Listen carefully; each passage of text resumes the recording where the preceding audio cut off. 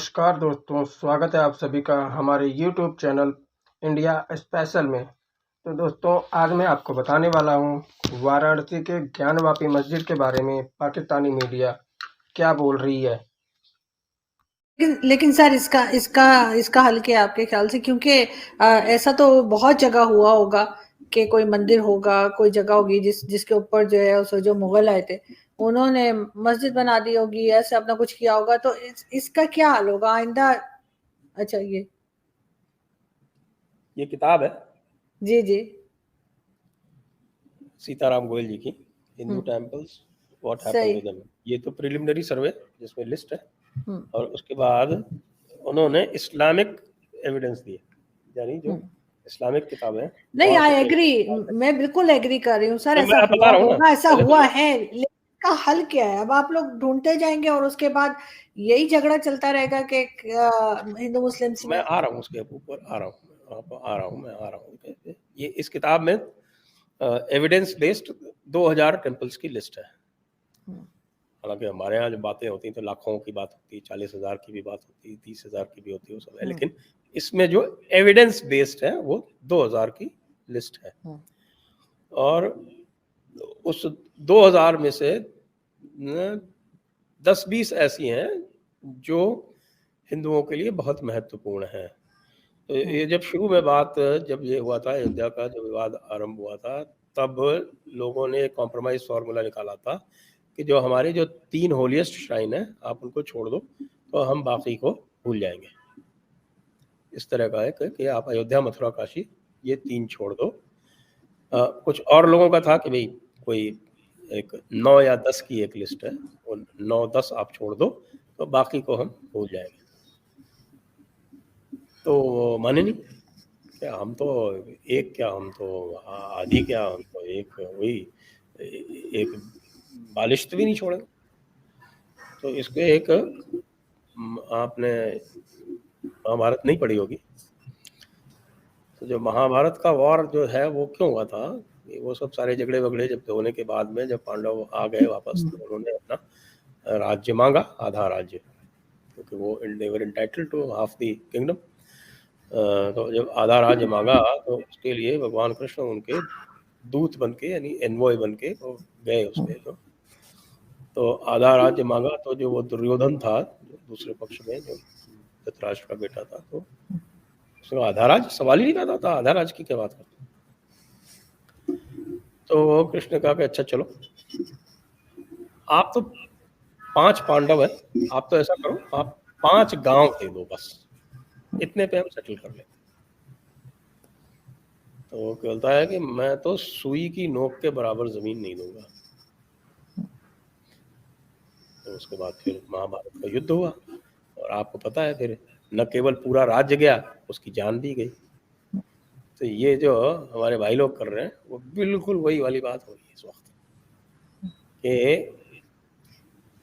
अभी भी उसी शौक में और शगल में है गया, हमने तो गजवा हिंद कर लिया था, ये वापस कैसे इन्होंने काबिज कर लिया, हम वापस इसके ऊपर, ये दौरे खिलाफा हो गया था, दौरे खिलाफा पर किसी दूसरे का कब्जा नहीं हो सकता, इस पर तो हमारा ही कब्जा होना है, हम वापस इसके ऊपर कब्जा करेंगे, तो सवाल ही नहीं पैदा होता, बालिश्त पर जमीन भी नहीं देंगे। तो मत दो बालिश्त पर जमीन, सारी की सारी खो गई। नहीं, अब आप बिल्कुल ठीक कह रहे हैं, लेकिन वही वही वाली बात है ना कि अब इसका कोई आपके ख्याल से कोई हल है, या हम आगे भी इसी किस्म की क्लैशेस देखते रहेंगे भारत में? देखिए, ये अशराफ मुल्ला मौलाना जो है, ये अगर तमीज़ से बिहेव नहीं करेंगे, और ये अगर अपना जो इनका जातियों का जो इतिहास है उसको ओन अप नहीं करेंगे, तो ये होता रहे। तो पिस रहा था, हिंदू को काजी भी सपोर्ट नहीं करता था, कोई भी केस आ जाता था तो उसमें काजी भी मुसलमान को सपोर्ट करता था। हिंदू तो थर्ड क्लास सिटीजन था तुम्हारे इस मुगलों के दौर में। तुम जावेद अख्तर को शर्म से डूब मरना चाहिए कि जिस देश का खाता है और जितना मुनाफिक आदमी अपने आप को सेक्युलर कहता है लेकिन मुसलमानों की दलाली करेगा, ये एक दलाल है। खैर, मैं भारत के तमाम मुसलमानों से बार बार अपील करता रहा हूं और आज फिर करता हूं कि अपने अपने ट्विटर पे, फेसबुक पे, इंस्टाग्राम पे अपने हिंदू मोहल्लों में जाके हाथ जोड़ के माफ़ी मांगे, जैसे मैंने मांगी थी सोमनाथ के मंदिर में। क्या हमारे मुसलमानों ने इतने अत्याचार किए हैं भारत में, फिर इसके बावजूद आप हमें एक अच्छी जिंदगी दे रहे हैं, हमको हिंदुओं से ज्यादा राइट दे रहे हैं। भाई आप मुझे ये बताएं ना कि सेक्युलर भारत में 5 वक्त लाउड स्पीकर पे अजान गूंजती रहे तो secular, Hanuman Chalisa loud speaker पे आ जाए तो केस, FIR, अदालत, गिरफ्तारी, ये कौन सा सेक्युलरिज्म है? फिर मुसलमानों को बैठ के सोचना नहीं चाहिए कि इस देश में हमें तो हिंदुओं से बहुत ज़्यादा इख्तियार मिलते हैं कि हमारे मज़ार, हमारे मस्जिदें तो आज़ाद हैं फंडिंग के मामले में, लेकिन मंदिरों के ऊपर सरकार का कंट्रोल है। तो शर्म आनी चाहिए ना थोड़ी बहुत।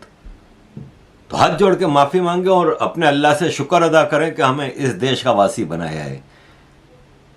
चले जाओ पाकिस्तान में, शिया सुन्नी को मार रहा है, सुन्नी वहाबी को मार रहा है, वहाबी देवबंदी को मार रहा है, देवबंदी बरेलवी को मार रहा है, आगा खानियों को भगा दिया मार के।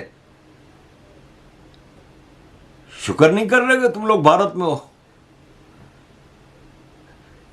जितना मुसलमान एक साल में पाकिस्तान में मरता है ना, इतने मुसलमान 75 साल में नहीं मरे। अननेचुरल डेथ की बात हो रही है, टेररिज्म हुआ, कत्ल हुआ, जबकि आपकी मतलब सोसाइटी जो है, मुस्लिम सोसाइटी बाकायदा क्रिमिनलाइज्ड है। जेलों में आपकी आबादी भरपूर है, इसके बावजूद आपको इतना कुछ मिला है। आपको तो हाथ जोड़ के माफ़ी मांगनी चाहिए, आपको तो हाथ जोड़ के कहना चाहिए कि आए, जितनी मस्जिदें पुरानी हैं मुग़लों के दौर की और इन्वेडर्स के दौर की, उनका सर्वे कर लें भाई। अदालत में जाने की क्या ज़रूरत है?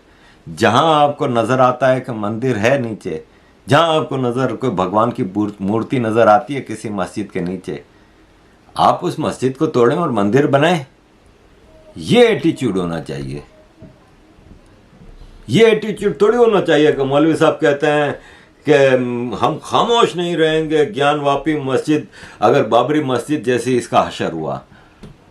अबे ज्ञानवापी वर्ड तो पहले सोचो, मस्जिद का नाम ज्ञानवापी है, फिर शिवलिंग निकला है ना भाई।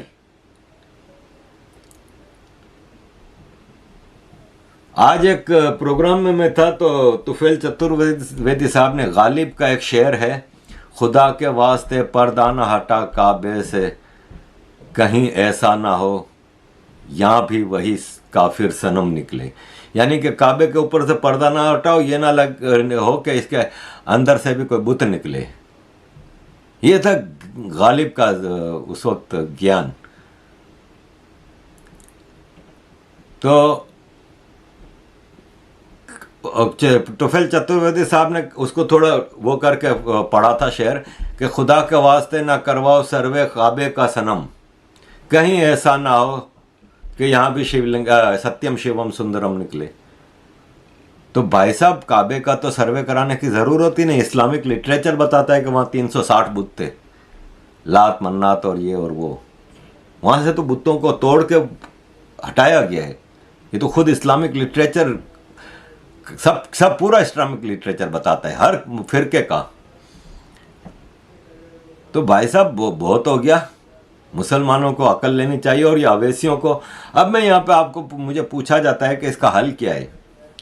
इसका हल ये है, जैसे आपने आर्टिकल 370 लागू कराया था ना कश्मीर में, ये हल है।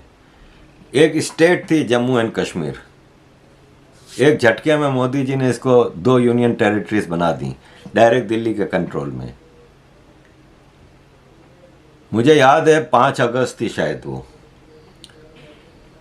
कि जब ये शोर हो रहा था कि जम्मू एंड कश्मीर में कुछ होने वाला है, तो मैं तो काफ़ी कश्मीरियों के करीब हूँ, मेरे तो कई कश्मीरी ग्रुपों में भी हूँ।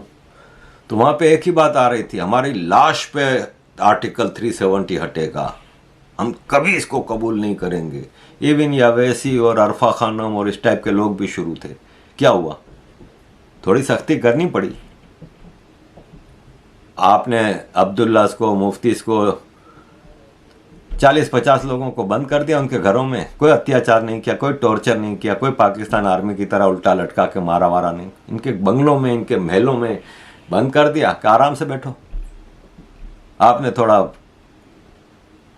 4G को 3G और 2G पे लेके आ